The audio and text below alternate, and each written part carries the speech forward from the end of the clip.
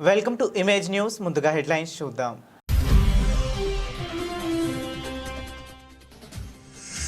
జాతీయ రహదారిపై లారీలు దొంగతనాలకు పాల్పడుతున్న అంతర్రాష్ట్ర ముఠా పట్టుకున్న రాజనగరం పోలీసులు.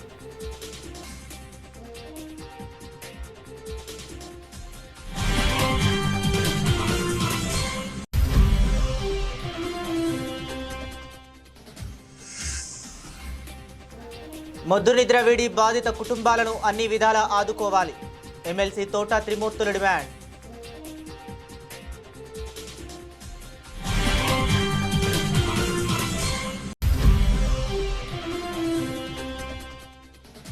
మృతి చెందిన వారి కుటుంబాలను ప్రభుత్వం అన్ని విధాలా ఆదుకుంటుంది.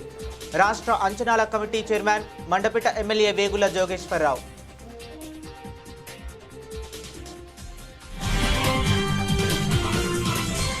జాతీయ రహదారిపై లారీలు దొంగతనాలకు పాల్పడుతున్న అంతర్రాష్ట్ర ముఠాను రాజనగరం పోలీసులు పట్టుకున్నారు. 42 లక్షల విలువైన లారీని స్వాధీనం చేసుకున్నారు. Rajanagaram CI Prasanna Veeraiah Goud, north zone DSP Y Srikanth శుక్రవారం విలేకరుల సమావేశంలో వివరాలు వెల్లడించారు. దివాన్ చెరువు వద్ద లారీ మాయమైన ఘటనపై విచారణ జరిపిన పోలీసులు సీసీ కెమెరా ఆధారంగా కొవ్వూరు మండలం దొమ్మేరు సమీపంలో లారీని గుర్తించారు. రాజస్థాన్కు చెందిన షాకత్ ఖాన్, జమాన్ ఖాన్, సోహిల్, హైదరాబాద్కి చెందిన ఫసీయుద్దీన్లను అరెస్టు చేసి కోర్టుకు తరలించారు. నిందితులను పట్టుకున్న ఎస్ఐ ప్రియ కుమార్, సిబ్బంది అమ్మిరాజు, నరేష్ రాజు, సత్యనారాయణ, కరీం సురేష్, బివి రమణలను అధికారులు అభినందించారు. వివరాలు ఏంటంటే రాజనగరం మండలం పాలచర్ల పంచాయతీ ఏరియాలో ఏఎన్ఆర్ వే బ్రిడ్జ్ అని ఉంది. అబ్బిరెడ్డి నాగేశ్వరరావు అనే ఆయన వే బ్రిడ్జ్ నిర్వహిస్తున్నారు. దాని పక్కన గణేశ్వరరావు అనే వ్యక్తి ట్రాన్స్పోర్ట్ బిజినెస్ చేస్తున్నారు. ఆయన గత నెల 24వ తారీఖు ఊరు వదిలి వెళ్ళిపోతూ ఆయనకు సంబంధించిన 4 లారీలను కూడా ఏఎన్ఆర్ వే బ్రిడ్జ్ దగ్గర పార్కింగ్ ప్లేస్లో పెట్టడం జరిగింది. అయితే ఆ 26వ తారీఖు రాజస్థాన్కి సంబంధించిన కొంతమంది వ్యక్తులు ఎవరైతే ఇప్పుడు ఈ కేసులో ముద్దాయిలుగా ఉన్నారో షౌకత్ ఖాన్, జమాల్ ఖాన్, సోహిల్, మహమ్మద్ ఫసీవుద్దీన్, ఇతను హైదరాబాద్, 3 లారీ డ్రైవర్లు కూడా ఆ లారీని దొంగతనం చేయడం జరిగింది.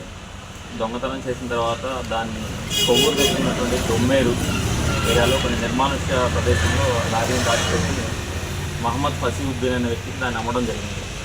ఈరోజు ఉదయం సుమారు 11:30 గంటల ప్రాంతంలో వీళ్ళు దొంగతనం చేసిన లారీని మహమ్మద్ ఫసీవుద్దీన్కి హ్యాండ్ ఓవర్ చేస్తున్న క్రమంలో రాజనగరం సిఐ గారు వాళ్ళ సిబ్బంది పట్టుకోవడం జరిగింది. ఈ ముద్దాయిల మీద రాజస్థాన్లో ఒక 5 కేసులు ఉన్నాయి. షౌకత్ అలియాస్ షౌకత్ ఖాన్, 38 ఇయర్స్, భరత్పూర్ జిల్లా, రాజస్థాన్లో ఇతని మీద ఒక 5 కేసులు ఉన్నాయి, 30 కేసెస్ ఉన్నాయి. మిగిలిన వాళ్ళ మీద ఏం కేసెస్ లేవు. ఈ దొంగతనం చేసిన లారీ వాల్యూ సుమారు ఒక 42 లక్షలు ఉంటుంది. సో దొంగతనం జరిగిన వెంటనే ఎస్పీ గారి ఆదేశాలతో మనం స్పెషల్ టీమ్స్ని ఫామ్ చేయడం జరిగింది. స్పెషల్ టీమ్స్ అన్నీ కూడా అత్యంత సాంకేతిక పరిజ్ఞానాన్ని ఉపయోగించి మహారాష్ట్ర వరకు వెళ్ళారు. రాజస్థాన్ పరిసర ప్రాంతాల్లో కూడా వెళ్ళి పకడ్బందీగా ఇన్వెస్టిగేషన్ చేసి ఈ ముద్దాయిల్ని ఈరోజు అదుపులోకి తీసుకోవడం జరిగింది. ఈ కేసులో అత్యంత ప్రతిభాపాఠవాలు చూపినటువంటి ఎస్ఐ ప్రియకుమార్, అలానే రాజనగరం క్రైమ్ సిబ్బంది అమ్మిరాజు, నరేష్ బాబు, టీసీ సత్యనారాయణ, కరీం, మురళి, సురేష్, బివి రమణ, వీళ్ళందరినీ కూడా ప్రత్యేకంగా అభినందిస్తున్నాం. ఎందుకంటే మామూలుగా లారీ చెత్త అయిన తర్వాత దాన్ని డిస్మాంటిల్ చేస్తుంటారు. సో మనకి ఇంటాక్ట్గా ప్రాపర్టీ రికవర్ అవ్వడం అనేది క్రైమ్ టీం బాగా కష్టపడ్డారు. ఈ ముఠా అంటే అంతర్రాష్ట్రాల్లో దొంగల సార్యాల్లో నిత్యం ఏవన్ షౌకత్ ఖాన్ మీద 30 కేసెస్ ఉన్నాయి. ఓన్లీ లారీనే సార్, ఇంకా వేరే ఇక్కడైతే లారీనే వీళ్ళు టచ్ చేయడం జరిగింది. బాధిత కుటుంబాలను అన్ని విధాలా ఆదుకోవాలని ఎమ్మెల్సీ తోట త్రిమూర్తులు డిమాండ్ చేశారు. బాధిత కుటుంబాలు ప్రజా సంఘాలతో కలిసి ఆయన రాష్ట్ర ప్రభుత్వం నియమించిన ద్విసభ్య కమిటీని కలిశారు. బాధితులకు అన్ని విధాల సహాయం అందించాలని కోరారు. అంతకుముందు మీడియాతో మాట్లాడారు. రాయవరం శ్రీ గణపతి గ్రాండ్ ఫైర్ వర్క్స్లో దుర్ఘటన జరిగి 10 మంది చనిపోయి 10 రోజులైనప్పటికీ వారి కుటుంబాలకు ఆదుకునేందుకు ప్రభుత్వం ఎటువంటి చర్యలు తీసుకోలేదని విమర్శించారు. కమిటీ రాయటానికి బాధితులకు ఆర్థిక సాయం చేయడానికి సంబంధం ఏమిటని ప్రశ్నించారు. వెంటనే వారి కుటుంబాలను అన్ని విధాలా ఆదుకోవాలని డిమాండ్ చేశారు. కొమరపాలెంకి మధ్యలో ఉన్నటువంటి ఒక బాణాసంచా పరిశ్రమ 10 రోజుల క్రితం దురదృష్టం చేస్తూ అక్కడ ప్రమాదం జరిగి 10 మంది చనిపోయారు. స్పాట్లో 7 చనిపోయారు. తర్వాత హాస్పిటల్లో చనిపోయిన వాళ్ళు అయితే ఎవరైతే 10 మంది ఆ పరిశ్రమలో పనిచేయడానికి వెళ్ళినటువంటి కూలి పనులు చేసుకునేటువంటి వ్యక్తులు చనిపోయినటువంటి సంఘటన ఈ రాష్ట్రంలో అందరినీ కలిసివేసినటువంటి సంఘటన అది. అయితే ఆ సంఘటన జరిగిన తర్వాత 10 రోజులుగా బాధిత కుటుంబాలందరూ కూడా మా కుటుంబాలకే న్యాయం జరుగుతుంది అనేటువంటిది ఎదురు చూస్తున్నారు. ఆ కుటుంబాలకి ఆ సంఘటన జరిగిన రోజునే ప్రజాప్రతినిధిగా ఉన్నటువంటి వాళ్ళు చాలామంది వచ్చి పార్టీలకు సంబంధం లేకుండా పార్టీలకు అతీతంగా అందరూ వచ్చి వాళ్ళకి మద్దతు పలికి ఆ కుటుంబాలను ఆదుకోవాలనేటువంటి చెప్పడం జరిగింది. ప్రభుత్వం తరపు నుంచి ఆ రోజుని హోంమంత్రి గారు కూడా రావడం జరిగింది సంఘటన స్థలానికి. ఎమ్మెల్యేలు వచ్చారు. సరే, సంతోషమే. మేమేమి రాజకీయం చేయడానికి రాలేదు, రాజకీయంతో మాకు పని లేదు. ఆ బాధిత కుటుంబాలని 10 రోజులుగా ఈవేళ కమిషన్ వచ్చింది ఇక్కడికి. ఈ కమిషన్ అనేటువంటిది అధికారుల యొక్క తప్పిదాలు ఏమున్నాయి, జరగవలసినటువంటి కార్యక్రమంలో అన్ని పర్మిషన్లు ఉన్నాయా లేదా, ఏ డిపార్ట్మెంట్లకు సంబంధం ఉందా, పోలీస్ డిపార్ట్మెంట్ కానీ, రెవెన్యూ డిపార్ట్మెంట్ కానీ, ఫైర్ డిపార్ట్మెంట్ కానీ, ఈ డిపార్ట్మెంట్లకు సంబంధించినటువంటి పర్మిషన్లు అన్నీ ఉన్నాయా లేదా అనేటువంటిది చూడటానికి, ఎంక్వైరీ చేయడానికి ఎలా జరిగింది అనేటువంటిది. సరే, దాంట్లోకి మేము వెళ్ళలేదు. వాళ్ళు ఎంక్వైరీ చేసుకోమనండి. సంబంధించినటువంటి అధికారుల మీద, బాధ్యత ఉన్నటువంటి అధికారుల మీద ఏ రకమైన యాక్షన్ తీసుకున్నా పర్లేదు. మేము కోరేది, మేము డిమాండ్ చేసేది ఈ చనిపోయినటువంటి కుటుంబాలను ఆదుకోవాలనేటువంటిది. వీళ్ళందరూ కూలి పని చేస్తుంటేనే కానీ ఆ కుటుంబాలకు పోషణ వెళ్ళేటువంటి పరిస్థితి లేదు. ఆడపిల్లలు చదువుతున్నారు. వీళ్ళ జీవితాలు ఏం కావాలి? ఆ కుటుంబానికి ఉన్నటువంటి యజమానులు అక్కడ చనిపోతే వీళ్ళ పరిస్థితి ఏం కావాలి? అంటే ముద్దు నిద్రలో ఉన్నటువంటి పరిస్థితి ప్రభుత్వాలు మంచిది కాదు. ఎంక్వైరీలు చేసుకోండి, బాధ్యతల మీద చర్యలు తీసుకోండి. దానికి వీళ్ళకి చేసిన సహాయానికి సంబంధం లేదు. వీళ్ళకి అందేవలసినటువంటి సహాయం అనేటువంటి తక్షణం అందించి చనిపోయినటువంటి వాళ్ళని ఎవరు తీసుకురాలేరు. ఇప్పుడు ఈ ప్రభుత్వాలు వచ్చేసి చనిపోయిన మనుషులను ఇక్కడ తీసుకొచ్చి పెట్టలేదు. కానీ ప్రభుత్వం యొక్క బాధ్యత ఏంటంటే బాధలో ఉండి నష్టపోయినటువంటి కుటుంబాలను ఆదుకోవాల్సినటువంటి బాధ్యత ప్రభుత్వాల మీద. ఏ ప్రభుత్వం అయినా. ఒక సంఘటన ఈ సందర్భంగా మీకు గుర్తు చేస్తున్నాను. విశాఖ జిల్లా పరవాడలో అక్కడ కూడా ఒక ఫ్యాక్టరీలో గ్యాస్ లీక్ అయ్యి చాలామంది చనిపోయారు. ఆ సంఘటనలో కూడా సంఘటనలో చనిపోయినటువంటి వెంటనే ఆనాడు ఉన్నటువంటి ప్రభుత్వం వెంటనే వచ్చి ఒక్కొక్క చనిపోయినటువంటి వాళ్ళకి ₹1 కోటి ఎక్స్గ్రేషియా స్పాట్లో అందించినటువంటి సందర్భం.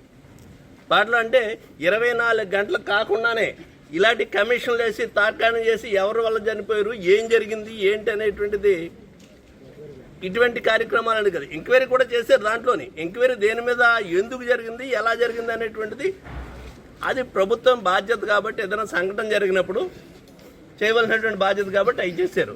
కానీ తక్షణ సహాయం అయితే మాత్రం, వీళ్ళకి జరగవలసినటువంటి న్యాయం అయితే మాత్రం వెంటనే చేశారు.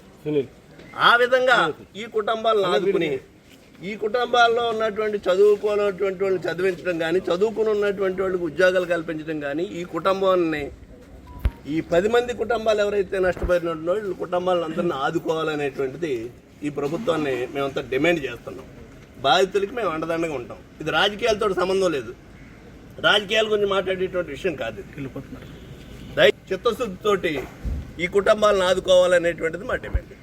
బాణసంచా తయారీ కేంద్రంలో జరిగిన ప్రమాదంలో మృతి చెందిన వారి కుటుంబాలను ప్రభుత్వం అన్ని విధాలా ఆదుకుంటుందని రాష్ట్ర అంచనాల committee chairman Mandapeta MLA Vegulla Jogeswara Rao అన్నారు.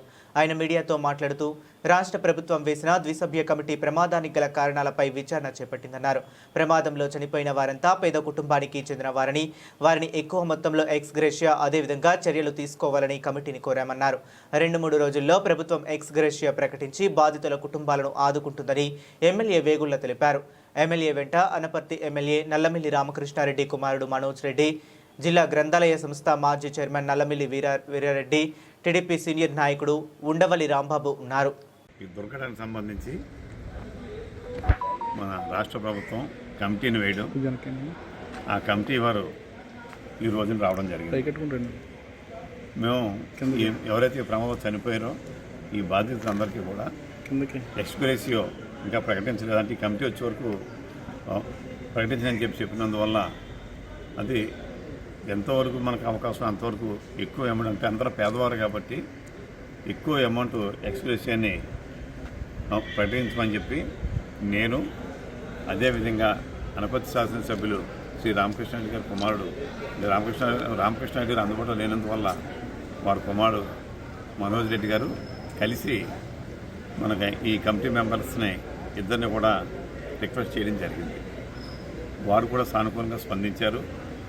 మరి అది 2-3 రోజుల్లోనే ఆ అమౌంట్ కూడా అనౌన్స్ చేసి ఆ బాధిత కుటుంబాలకి ఇచ్చి రాష్ట్ర ప్రభుత్వం అండగా ఉంటుందని చెప్పి కూడా ఈ సందర్భంగా తెలియజేస్తున్నాం. రాష్ట్ర ప్రభుత్వం సంక్షేమ హాస్టళ్లలో సౌకర్యాలు మెరుగుపరచాలని సిపిఎం కాకినాడ నగర కమిటీ డిమాండ్ చేసింది. శనివారం ఉదయం కాకినాడ సుందరయ్య భవన్లో సిపిఎం నగర కమిటీ నాయకులు మీడియా సమావేశం ఏర్పాటు చేశారు. ఈ సందర్భంగా సిపిఎం నగర కన్వీనర్ పులివెల వీరబాబు, నగర కమిటీ సభ్యుడు కె సత్యరాజులు మాట్లాడుతూ ఇటీవలే సిపిఎం బృందం నగరంలో పలు సంక్షేమ హాస్టళ్లలో పర్యటించడం జరుగుతుందన్నారు. రాష్ట్ర ప్రభుత్వం అధికారంలోకి వచ్చిన తరువాత సంక్షేమం, అభివృద్ధి జాగ్రత్తగా ముందుకు సాగుతామని ప్రకటనలు చేశారన్నారు. కానీ ఆచరణలో సంక్షేమ హాస్టళ్లలో పరిస్థితులు దయనీయంగా ఉన్నాయన్నారు.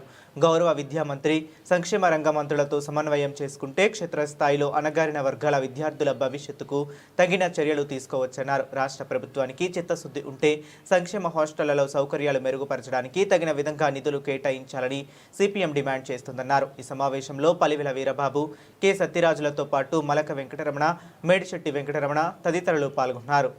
ఒక వ్యవస్థ నడుపుతున్నామంటే ఆ వ్యవస్థలో మెయింటెనెన్స్ కూడా ప్రభుత్వం బాధ్యత వహించాల్సిన అవసరం ఉంది. అదేవిధంగా ఇప్పుడు మెనూ ఛార్జీలు గమనిస్తే 48 రూపాయలు, 37 రూపాయలు, 53 రూపాయలు, అంటే 10వ తరగతి లోపు పిల్లలు, 10వ తరగతి ఇంటర్మీడియట్, అదేవిధంగా డిగ్రీ ఆ పైన చదువుతున్న వారికి మెనూ కేటాయించారు. ఇవి పెరిగిన ధరలను బట్టి ఈ మెనూ ఛార్జీలు ఏ విధంగా సరిపోతాయో ఏలిన పెద్దలే నిర్ణయం తీసుకోవాలి. బయట ఆహారం తీసుకోవాలంటే ఎంత ఖర్చు అవుతుంది? మరి హాస్టల్ విద్యార్థులకి పౌష్టికాహారం అందించాలని దానికి సిద్ధంగా ఉన్నామని ప్రభుత్వం చెబుతూ ఆచరణలో మెనూ ఛార్జీలు పెంచకుండా ఏ విధంగా పౌష్టికాహారం విద్యార్థులకు అందుతుందో ఆలోచించాలని విజ్ఞప్తి చేస్తున్నాం.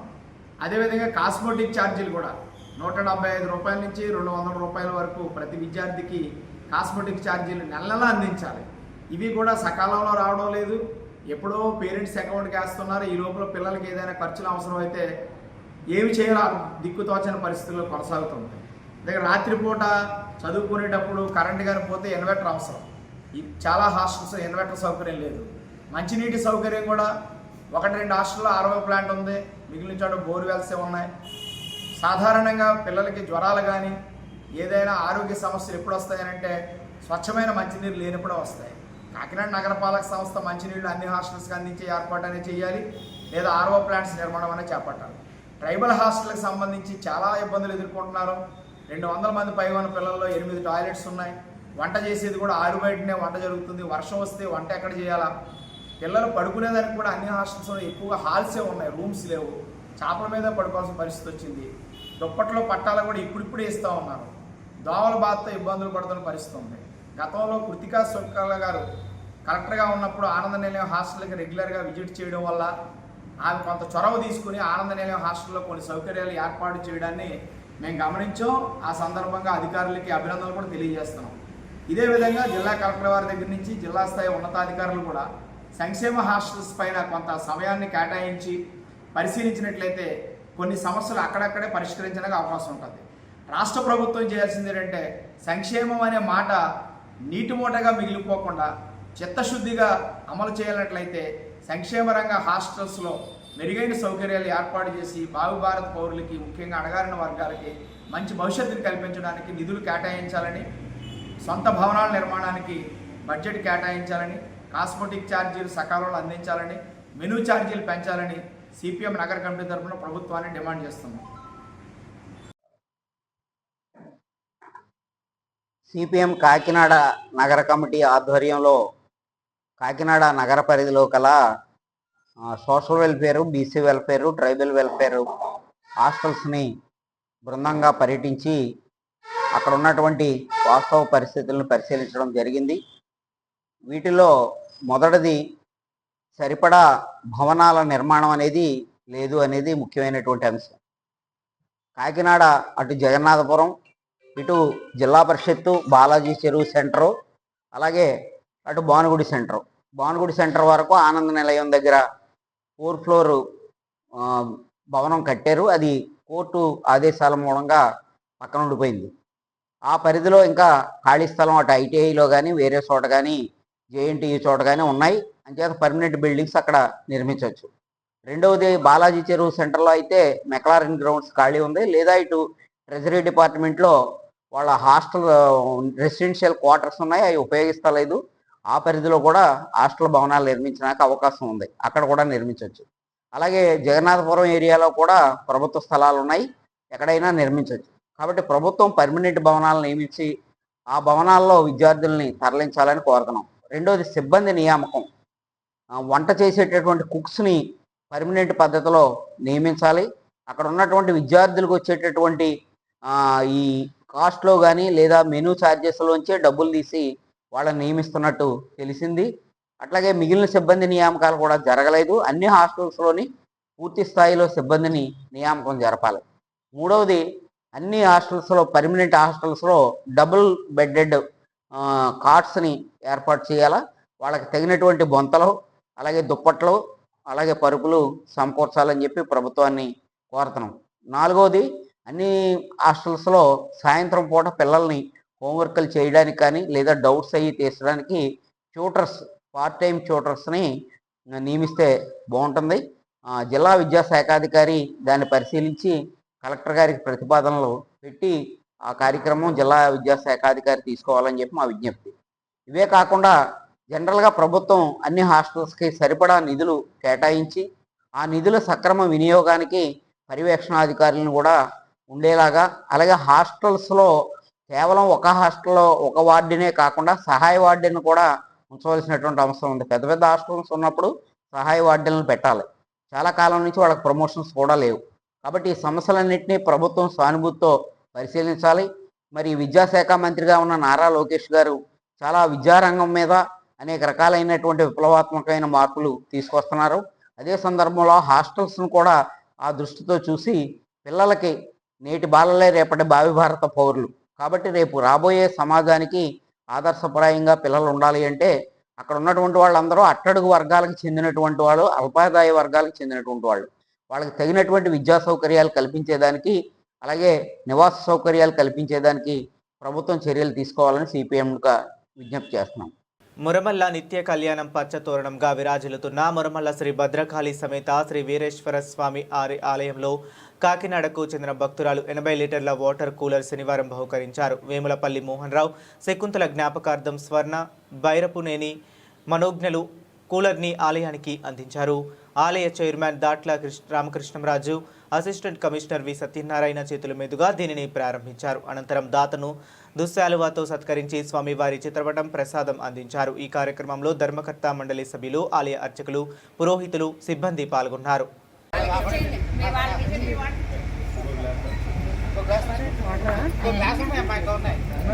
పట్టేవండి 2-3 గ్లాసులు.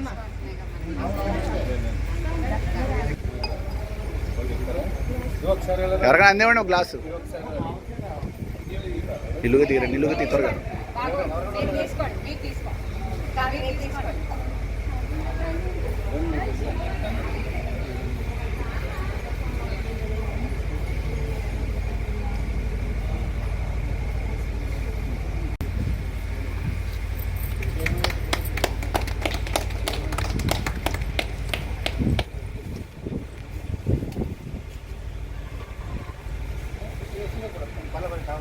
నిలుగుతి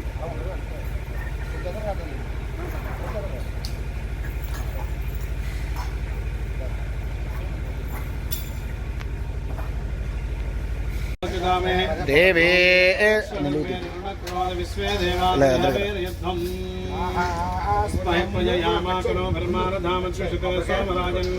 అగ్రర్మన్యంబరదనదన్పరస్తాదబ్ధో గోపా పరిబాహ్యనస్వం ప్రత్యంజో ఇందనగధ పునస్తేవ ఇషాం చిత్తం ప్రబుధా వినేసతు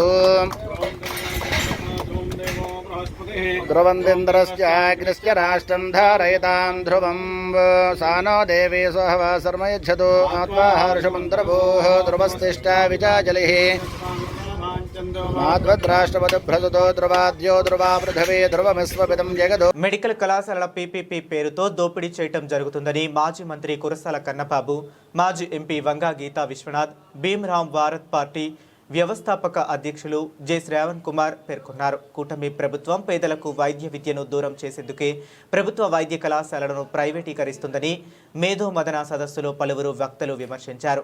పీపీపీ విధానంలో ప్రైవేటు వ్యక్తులకు మెడికల్ కాలేజీలు కట్టబెట్టేందుకు జారీ చేసిన జీవోను తక్షణమే వెనక్కు తీసుకోవాలని డిమాండ్ చేశారు. విద్య, వైద్యం ప్రభుత్వ రంగంలోనే నడపాలని పట్టుబట్టారు. కాకినాడ అంబేద్కర్ భవన్లో శనివారం జై భీమ్రావ్ భారత్ పార్టీ వ్యవస్థాపక అధ్యక్షులు జడా శ్రావణ్ కుమార్ ఆధ్వర్యంలో మేధో మదన సదస్సు నిర్వహించారు. ఈ సదస్సులో మాజీ మంత్రి కురసాల కన్నబాబు, మాజీ ఎంపీ వంగా గీతా విశ్వనాథ్, భీమ్రావ్ భారత పార్టీ వ్యవస్థాపక అధ్యక్షులు జడా శ్రావణ్ కుమార్ మాట్లాడుతూ గత ఎన్నికల్లో కూటమికి సహకరించిన వారికి మెడికల్ కళాశాలలను కట్టబెట్టేందుకు పీపీపీ విధానం ముందుకు తెచ్చిందని ధ్వజమెత్తారు. మెడికల్ కాలేజీల నిర్వహణకు డబ్బులు లేవని సర్కారు కుంటి సాకులు చెబుతుందని ఆరోపించారు. ఈ సమావేశంలో మాజీ కూడా చైర్మన్ రాగిరెడ్డి చంద్రకళాదీప్తి, జై భీమ్రావ్ భారత్ పార్టీ రాష్ట్ర political affairs chairman Enugupalli Krishna, దళిత నాయకులు చెంగల్రావు, జిల్లా అధ్యక్షులు మల్లికార్జున్ తదితరులు పాల్గొన్నారు. ఆల్రెడీ ఈరోజు ఒక 15 జిల్లాల్లో ఇలాంటి మీటింగ్ జరుగుతుంది.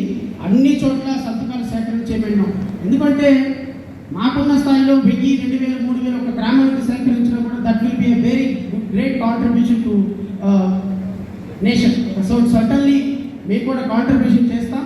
7-8 లక్షల సంతకాల సేకరణకి మేము కూడా ఒక టాస్క్ తీసుకున్నాం. నేను అన్ని రాజకీయ పార్టీలు ఇక్కడ ఉన్న వారందరినీ కూడా కోరుతున్నా, మీరు కూడా పెద్దన్న పాత్ర తీసుకొని వైఎస్ఆర్సీపీ గవర్నమెంట్ ఒక లీడ్ తీసుకుంది. ఎందుకంటే ప్రధాన ప్రతిపక్షంగా ప్రభుత్వం మీద ఫైట్ చేయాల్సినటువంటి బాధ్యత వారికి ఉంది. వారిని కూడా కలుపుకొని, మాలాంటి వాళ్ళని కూడా కలుపుకొని ఉద్యమం చేయాలి అని జగన్మోహన్ రెడ్డి గారు ఇచ్చినటువంటి call is very very good call. And రాబోయే 4 సంవత్సరాలు ప్రజా సమస్యల మీద ప్రతిపక్షాలన్నీ కలిసి పోరాటం చేయాలి.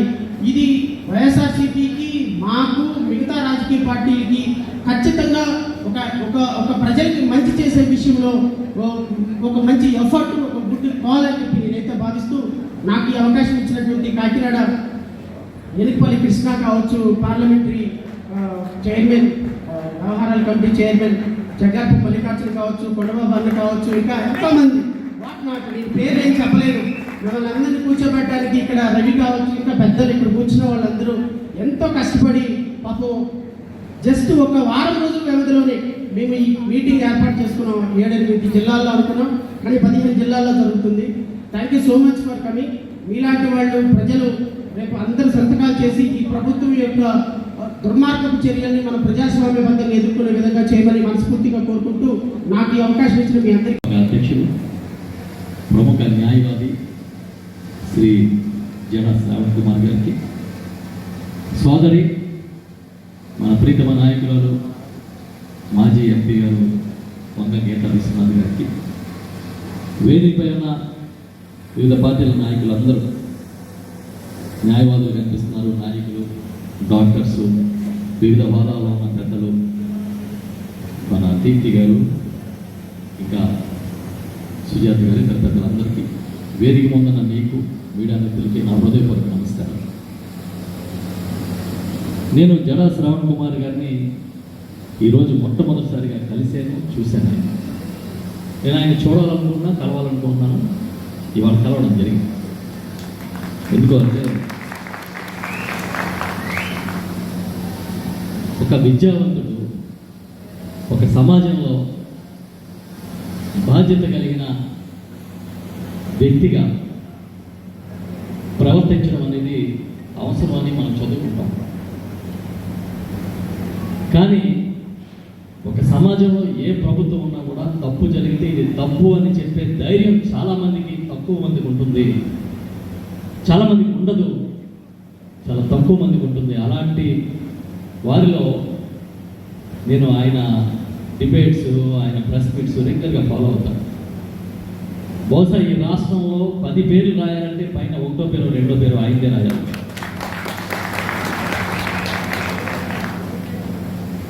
చాలా నిబద్ధతతో, చాలా కసిగా వాళ్ళ ప్రజా సమస్యల మీద పోరాటం చేస్తున్న నాయకుడు ఎవరు అని అంటే చాలామందికి ఇష్టం లేకపోవచ్చు ఇలా మాట్లాడటం, కానీ వాళ్ళ ప్రైవేటు సంభాషణలు అయినా సరే జడా శ్రవణ్ కుమార్ గారు అని ఒప్పుకొని తీరాలని చెప్పి నేను చెప్తాను. ఈరోజు ఈ మేధోమథన సదస్సు ఈ కాకినాడలో అంబేద్కర్ గారి పేరుతో ఉన్న ఈ ప్రాంగణంలో పెట్టడం అనేది చాలా సముచితం. ఒక రకంగా చెప్పాలంటే ఇవాళ ఈ రాష్ట్రాన్ని ఒక ప్రజానాయకుడు, ప్రజాప్రభుత్వం పాలించట్లేదు. ఒక కార్పొరేట్ సంస్థ పరిపాలిస్తే ఎలా ఉంటుంది అని అంటే ఇలాగే ఉంటుంది. ఆంధ్రప్రదేశ్లో ఇప్పుడు పరిపాలన ఎలా ఉందో అలాగే ఉంటుంది. ఒక పెద్ద కార్పొరేట్ సంస్థను తీసుకొచ్చి ఈ రాష్ట్రాన్ని మీరే పరిపాలించారంటే ఇలాంటి నిర్ణయాలు తీసుకుంటారు. కొంచెం అయినా సరే ప్రజల పట్ల బాధ్యత లేకుండా, పేదల పట్ల అనురక్తి లేకుండా, కనీసం మనం ఏం చేస్తామనే ఒక స్పృహ లేకుండా ఈ ప్రభుత్వాన్ని చంద్రబాబు నడిపిస్తుంటే దాంట్లో ఉన్న కూటమి భాగస్వాములు అటు ఇటు చప్పట్లు కొడుతూ ఉంటే ఎవడో ఒకడు గళనెత్తాలి, ఎవడో ఒకడు మొదటి అడుగు వేయాలి. ఇలా ప్రజల్లోకి వచ్చి ఆయన శ్రవణ్ కుమార్ గారు మొదటి అడుగు వేశారు. మేము వైఎస్ఆర్ పార్టీలో ఉన్నాం. మా నాయకుడు ప్రీతమ జగన్మోహన్ రెడ్డి గారి నాయకత్వంలో నేను కానీ గీత గారు అందరూ కూడా జడా శ్రవణ్ గారిని సోదరిని అభినందిస్తాను. తప్పకుండా మంచి పనికి అందరూ సపోర్ట్ కావాలి. వాయిస్ రైజ్మే కాదు, అందరి వాయిస్ దానికి తోడవ్వాలి. అందరూ కూడా దానికి తోడైతేనే ఆ కార్యక్రమం సక్సెస్ అవ్వడానికి అవకాశం ఉంటుంది. పోరాటం చేసి ప్రజలందరిలో చైతన్యం చేస్తే తప్పకుండా ఎన్నో సాధించగలిగారు. దేశంలో రైతుల కోసం ప్రవేశపెట్టిన చట్టాన్ని రైతులు తిరిగి దాన్ని రద్దు చేసే వరకు మొన్న పార్లమెంట్లో జరిగింది. రద్దు చేసే వరకు పోరాటం చేశారు. చట్టాన్నే రద్దు చేసే పరిస్థితి. అలాంటిది జీవోలు రద్దు చేయడం పెద్ద విషయం కాదు. అందరూ కూడా చాలా విషయాలు చెప్పారు. డాక్టర్ గారు, ప్రభావతి గారు, భానుమతి గారు మాట్లాడినట్లునే మంచి విషయాలు చెప్పారు. ఇక్కడ మనందరం కూడా కాశీరావు గారు, బాబాసాహెబ్ అంబేద్కర్ గారు, బాబా పూలే గారు, ఇంకా ఎంతోమంది సంఘ సంస్కర్తలు, ముఖ్యంగా మనలో చైతన్యం తెచ్చింది వారు, రాజ్యాంగాన్ని ఇచ్చింది వారు. అందరూ చెప్పేది ఒక్కటే, విద్య వ్యక్తిత్వ వికాసాన్నే కాదు, విద్య సమాజ వికాసాన్ని. సమాజంలో ఉన్న అసమానతలను తగ్గించడానికి ఏదైనా సాధన ఉందంటే అది విద్య మాత్రమే సాధించగలుగుతుంది. అందరి అసమానతల్ని రూపుమాపి సమాజాన్ని సమాజంగా నడిపించడానికి విద్య నిజమైన ఆయుధం, నిజమైన సాధనం అని చెప్పి వారు చెప్పడం జరిగింది. అందుకోసమే అన్ని వర్గాలకి, అందరికీ కూడా విద్య అందుబాటులో ఉండాలి అని చెప్పి వారు చెప్పడం జరిగింది. నేను చాలా సంవత్సరాల నుంచి రాజకీయాల్లో స్టూడెంట్, అప్పటి నుంచి మేమంతా కూడా కలిసి రాజకీయాల్లో కలిసి వెళ్ళిన పరిస్థితులు ఉన్నాయి. ఎప్పటి నుంచో నేను చాలా అన్నీ చూస్తున్నాను.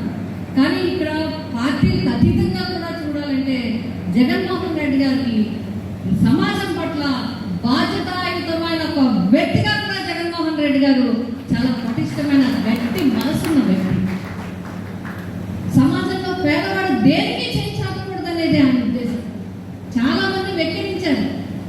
చాలా మంది మీరు ఇంటింటికి పట్టుకెళ్ళడం అంటున్నారు, దీనికి ఒక వ్యవస్థ పెట్టడం అంటున్నారు, వాలంటీర్ ద్వారా ఇంటికి ఎందుకు ఇవ్వాలన్నారు. ఆయన ఉద్దేశం ఒక్కటే, ప్రభుత్వం ఇచ్చింది ఒక బిడ్డలాగో ఒక తండ్రిలాగో ఇవ్వాలి తప్ప నువ్వు చేస్తే మేము వేసాం అనేలాగా ఉండకూడదు అనే ఉద్దేశంతోనే ఆడబిడ్డలకైనా, ముఖ్యంగా తల్లులకి, అట్టడుగు వర్గాల్లో, బలహీన వర్గాల్లో, ఆర్థికంగా ఇబ్బంది పడే వాళ్ళందరికీ కూడా ఆడబిడ్డలకి చదువు విషయంలో అందరూ బాగుండాలని చెప్పి మరి అమ్మఒడి కార్యక్రమం పెట్టారంటే ఎంత మంచి ఆలోచన మనం అందరం కూడా అర్థం చేసుకోవాలి. అందరూ వాయిస్ రైజ్ చేయాలి, అందరూ దీన్ని సపోర్ట్ చేయాలి.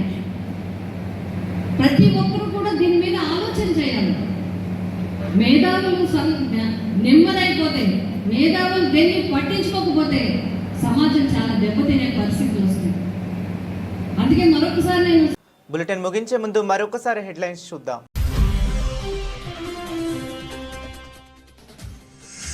జాతీయ రహదారిపై లారీలు దొంగతనాలకు పాల్పడుతున్న అంతర్రాష్ట్ర ముఠా పట్టుకున్న రాజనగరం పోలీసులు.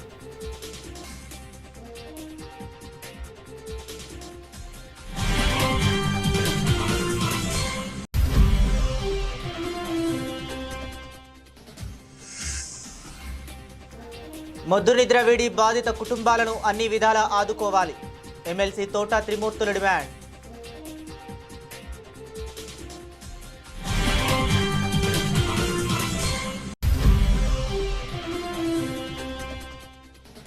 మృతి చెందిన వారి కుటుంబాలను ప్రభుత్వం అన్ని విధాలా ఆదుకుంటుంది.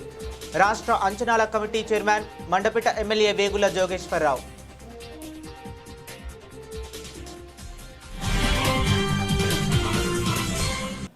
ఇవి ఇప్పటి వరకు ఉన్న అప్డేట్స్. మరిన్ని అప్డేట్స్ కోసం కీప్ వాచింగ్.